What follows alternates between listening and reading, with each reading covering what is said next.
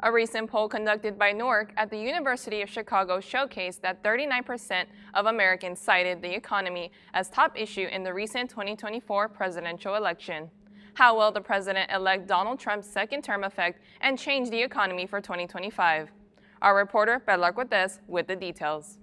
When President-elect Donald Trump's second term starts on January 20th, he will implement Agenda 47 into his presidency. According to his website, he plans to propose large tax cuts for workers and no tax on tips. Another proposal includes keeping the U.S. dollar as the world's reserve currency, as well as to end inflation and make America affordable again. The economy is actually doing well.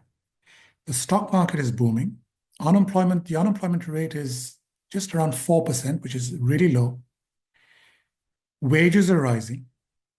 Inflation is down, so the economy is actually doing quite well, I would say.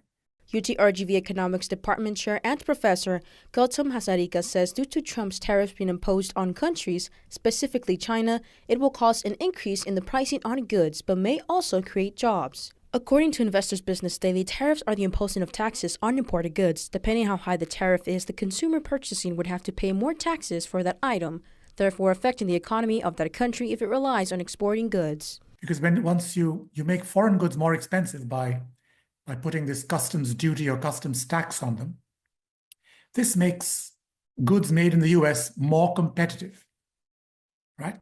So instead of a customer buying a product made in China, which is usually cheaper, this customer will now perhaps buy a good made in the US because the Chinese product has been made more expensive by these customs duties. So he hopes that this will create manufacturing jobs in the US. I hope that happens.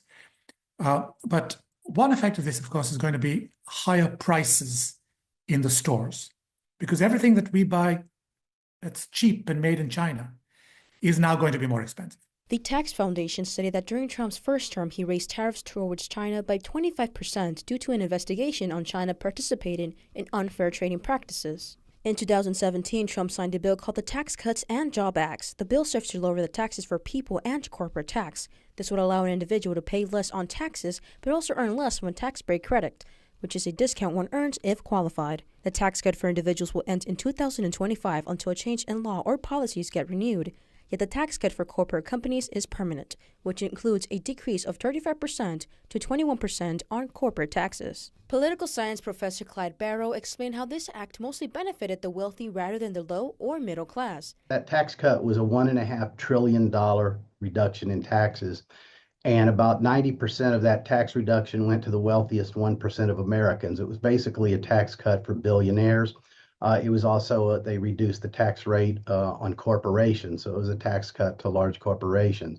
What did they do with that money? Well, they didn't really invest it in the economy. What they invested it in was increasing stock dividends to shareholders and stock buybacks to inflate the value of the stock holdings. Barrow says although a president has a budget deficit to act on, the problem is how it is used and if the country bites off more than it can chew. Then borrowing and deficit financing can actually build and contribute to economic growth in the future. On the other hand, if you just sort of, I would say, squandering it and spending it on something like wars, that money's just going out of the economy, but you still have to pay the interest on the debt. In that respect, it just becomes inflationary, and it becomes a drag not only on the economic growth, but on people's standard of living. Economists would consider budget deficits to be an inflationary pressure on the economy, because that means the government is sort of consuming more of the capital that would otherwise be available for private investment. It's creating additional demand, which puts increased pressure on prices. So generally speaking, budget deficits are considered inflationary. When it comes to deficit for the economy, it is the amount of money that the U.S. borrows, therefore increasing debt.